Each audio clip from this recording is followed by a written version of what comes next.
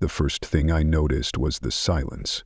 Not that comforting kind you get in the morning before the coffee brews, but a wrong silence, like the neighborhood was holding its breath and waiting for something bad to happen.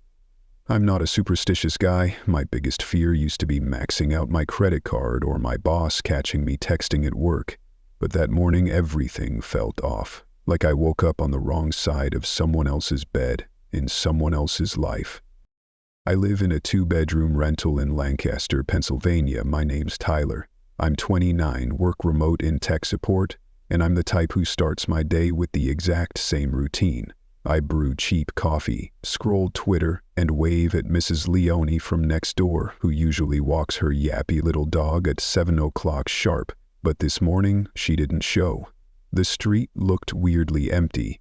No leaf blowers, no skateboard kids, no sign of the Amazon van that's usually double parked outside. Instead, there was a military Humvee just sitting on the corner. I thought maybe there'd been a fire or one of those crazy gas leaks that show up on local news. But there wasn't any smoke, no smell, just a soldier in full gear, standing outside like he'd been posted there for hours, staring at nothing. I watched from my window, feeling like a creep, until he suddenly turned and looked right at me. I ducked down, coffee sloshing on my hand, and cursed myself for acting so weird. Even with the blinds down, I kept hearing things that didn't make sense. Sirens that faded out before they got close, the distant echo of a helicopter. Then, as I was cleaning up my spilled coffee, I saw it. A smear of blood on the curb near the neighbor's mailbox. Not a puddle, just a streak, like someone wiped a bloody hand along the concrete.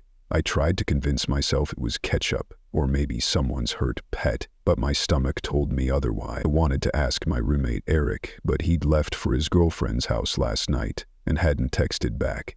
He never answers when he's over there. My phone started blowing up. Group chats pinged with the same meme over and over. People in hazmat suits, captioned, "When you check your mail in 2025. It would have been funny if my phone hadn't started glitching right after. The screen froze, apps kept crashing, and every time I tried to open the news, it played that stupid emergency tone and then glitched out again. One station said it was a new virus. Another said it was a cyber attack. But the official CDC Twitter was silent, except for a pinned tweet from the day before, just saying, "Stay indoors if you feel unwell." Then, the phone lines cut. My mom's call dropped mid-sentence. All the Wi-Fi in the building died within 10 minutes. Paranoia hit hard, and my hands started shaking. I figured maybe Eric would come back, but by noon there was no sign of him. I checked the hallway. Our building smelled weird, like stale sweat and hospital disinfectant. Down the hall, old man Hughes was coughing. Hacking, really? It was so loud I heard it through 2 doors. I almost knocked to check if he was okay, but I chickened out and went back to my own apartment, locking the door behind me. That's when the first real scream ripped through the building. It sounded like a woman. Not a scared yell, more like pure, raw panic. My chest locked up. I froze, holding my phone in one hand and a butter knife in the other, as if that would do anything. I listened, hoping it would stop, but it kept going, long, desperate, and then suddenly cut off. After, there was only the sound of feet pounding on the hallway floor above me. I wanted to help, or at least yell to see if someone needed 911, but I remembered the blood by the mailbox, the Humvee on the corner, and my mom's warning ringing in my head. Don't get involved in other people's drama. Except this time, it wasn't just drama. I watched from my peephole, but all I saw was a flash of someone running, shoes squeaking, their coat half off. I wanted to open my door and call out, but something inside me screamed, "Don't." The words, "Do not respond to screams," buzzed in my brain like static. I didn't even know where I'd heard them. Maybe it was on the news, maybe just my imagination. But I couldn't move. All I could think about was how alone I felt, locked in my own apartment, holding a useless butter knife, trying not to breathe too loud. I paced to the living room, checking every window. I watched the Humvee. The soldier was gone. In his place was a trail of muddy boot prints leading down the block, vanishing at the storm drain. The air felt thick, humid, like a thunderstorm was coming. In the corner of the living room, the TV flickered back to life. Only it wasn't any channel I recognized, just a black screen with white text. Emergency warning, do not respond to screams. Lock your doors. I stared at it for a minute, waiting for a voice or an update, but nothing changed. Then, the screen went dark. That's when I realized I needed to do something. Anything. I found the toolkit Eric kept for his fixer-upper projects and started screwing boards over the living room window.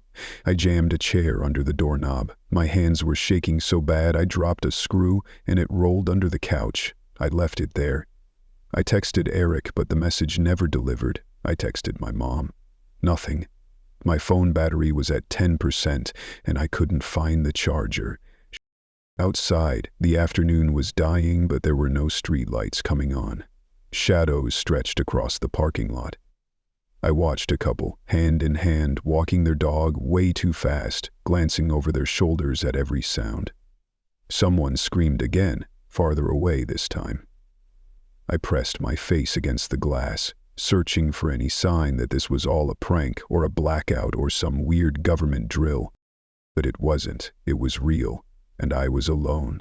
So I did the only thing I could. I waited, breathing slow, heart pounding, butter knife still clutched in my hand, telling myself not to answer if someone screamed, not to help, not to open the door.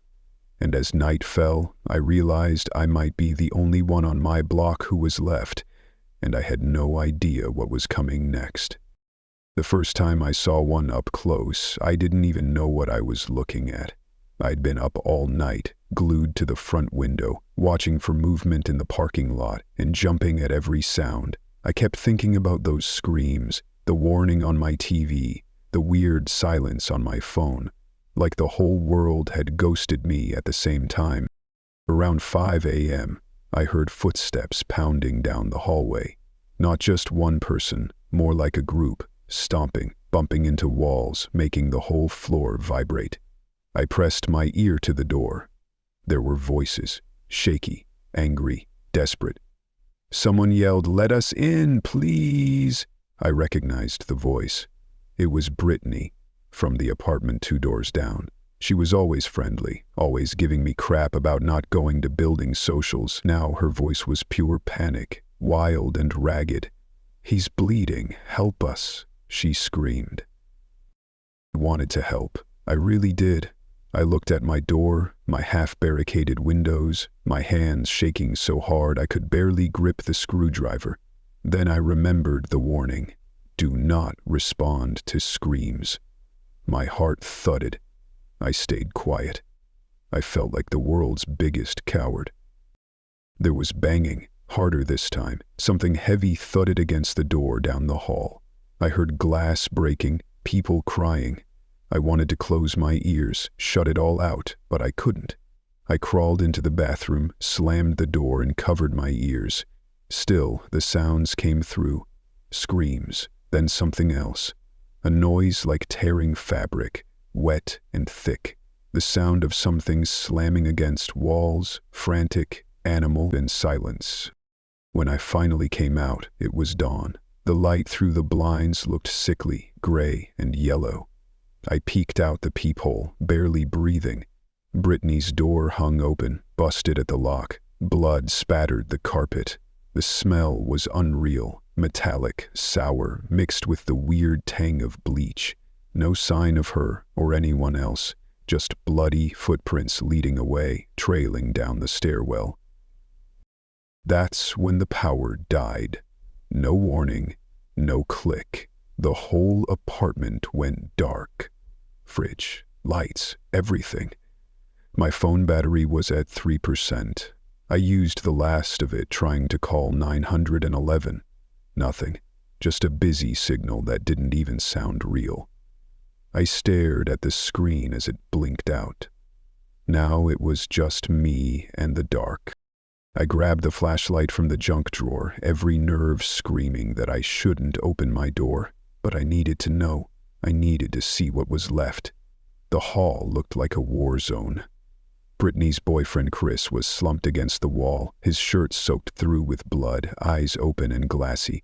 His mouth was open, like he'd died mid-sentence. There was something wrong with his jaw, like it was unhinged, too wide. His fingers twitched. I thought maybe he was alive, that I could help, but when I leaned closer, his eyes moved. Just his eyes, tracking me, slow and empty. I backed away, nearly tripping over a suitcase. The air was thick with the smell of rot. I heard a noise, something dragging across the carpet. Chris started to move, not like a hurt person, but like a puppet. His head jerked up, his whole body twisting in one sudden, violent spasm. He clawed at the wall, his fingers leaving bloody smears. His mouth snapped open and shut, a wet clicking sound echoing down the hallway. My legs moved before my brain did. I slammed my apartment door shut and wedged the broom handle under the knob, heart racing so loud I thought I'd pass out. Downstairs, I heard another scream, this time from outside. I ran to the window and looked down. People were fighting in the parking lot. Not normal fighting. Biting, tearing, hands locked around throats. I saw a man in a hoodie get tackled by two others, teeth flashing, blood spraying the pavement. No one was helping. Everyone was running, scattering, slamming car doors and peeling out. A woman ran past my window, waving her arms and shrieking for help. Someone else, a neighbor I barely knew, chased after her, hands clawing at the air, face twisted in a way I'd never seen on a living person. And then, just like that, the screaming outside stopped. The people who'd been running just dropped, or staggered, or went still. The parking lot looked like a battlefield. Some people got up, but they weren't people anymore. Their eyes were wrong, their mouths hung open, drooling, and they moved together, slow and jerky, but all in the same direction. They followed the next noise, the next scream. I closed the curtains, shaking all over. I finally got what the warning meant. It wasn't just about not helping. The screaming was bait. It was how they found you. That was when Eric came home. He pounded on the door, yelling my name. His voice sounded normal, desperate, scared. "Tyler, man, open up, please." I hesitated. My best friend was on the other side. I knew him. I'd known him for years, but my gut twisted. What if he was like them? What if he'd changed? He kept pounding, kept shouting, begging. I wanted to open the door. I wanted things to go back to the way they were, but the screaming in the hall, the bodies outside, Chris's broken jaw. They all screamed at me to stay locked up. I almost opened the door. Almost. But then right as my hand touched the knob, Eric stopped yelling. The silence was sudden and complete. My breath caught. I waited, staring at the wood, willing him to speak again. Instead, I heard a low moan, deep and hungry, right outside my door. Something dragged down the hall, slow and heavy. That's when I knew. There was no going back. No one was coming to save us. Not the military, not the cops, not even your own friends. The rules had changed overnight, and now you had to choose, stay locked up and alone, or open the door and risk joining whatever was out there. I slid down the wall and sat in the dark, clutching my useless phone, flashlight flickering.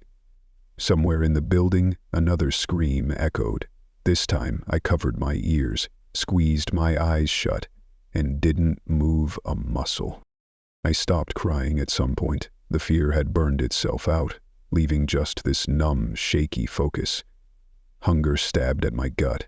I hadn't eaten since the night before, but food didn't seem important now. Not with the stink of blood and rot seeping under my front door. Not with the noises outside getting weirder and closer. I sat with my back to the wall, useless butter knife still in my hand, and tried to think like it was just another tech problem. Break it down, look for solutions, don't let your brain freeze up. Except this wasn't a blue screen. This was real, and I was the only one left to fix it. I knew I couldn't stay in that apartment forever. Supplies were thin, the tap water was already a trickle. I made myself move, gathering anything that looked useful. A half-eaten box of crackers, a bag of chips, a baseball bat from under the bed, and Eric's old winter coat, still hanging on the hook like he was coming back for it. I paused at his room, heart tight. I didn't want to look, but I did anyway. His stuff was everywhere. Dirty laundry, old concert posters, the cheap cologne he always wore. I found his favorite hat, the one he never left behind. I took it. Stupid maybe, but it felt right. Some part of me still wanted to believe he was out there. Alive. That's when I heard footsteps above me. Slow, heavy, shuffling. I froze, every muscle screaming to hide. The footsteps stopped outside my door. Something pressed against the wood. Sniffing or just leaning, I couldn't tell. I held my breath and prayed it would go away. After a minute that felt like an hour, the footsteps moved on. My hands wouldn't stop shaking, but I knew I had to get out. The apartment was a tomb. The hallway was a war zone, but outside at least there was air and maybe a chance. I waited until the noises faded, then started unscrewing the boards from the back window, moving slow, trying not to make a sound. When the last screw came out, the window slid up with a groan. I nearly jumped out of my skin, but nothing happened. No hands grabbing, no shrieks, just the distant sound of chaos in the street. I slipped out, boots crunching on broken glass. The backyard looked trashed, fences broken, trash cans tipped, something ugly and dark smeared on the grass. I crouched low and crept along the side of the building, ducking behind a battered Honda with its doors hanging open. A radio played softly inside, some late-night DJ rambling like nothing was wrong. It sounded so normal I almost cried. My first stop was the laundry room. It was empty, but the windows were shattered and there were bloody handprints on the dryer. I kept moving. In the parking lot, a minivan sat with all 4 doors wide open, groceries spilling onto the pavement, bread, soda, boxes of cereal. I snatched what I could, jamming food into my backpack, feeling guilty and stupid for worrying about snacks while people were dying. Suddenly, a shape lurched out from behind a dumpster. My heart almost stopped. It was Mrs. Leone, her little dog gone, her face a mask of terror and dried tears. "Tyler," she croaked, voice rough. "Is it safe?" I nodded, barely able to speak. I wanted to help her, to say something comforting, but before I could, she grabbed my arm. "Don't leave me," she whispered. Her grip was like iron. "They're everywhere.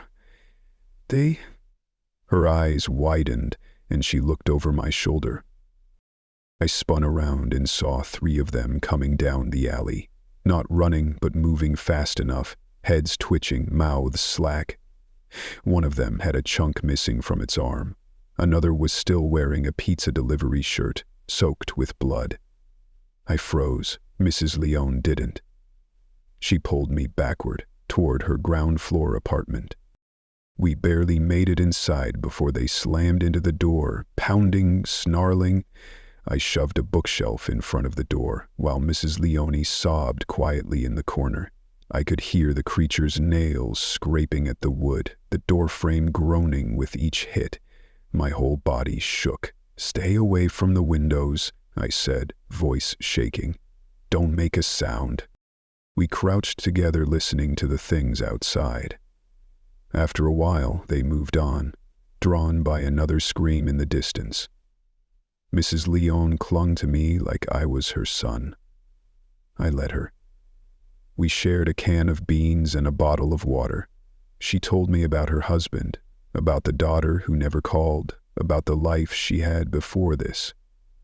I tried not to cry. That night, the power flickered back for a minute.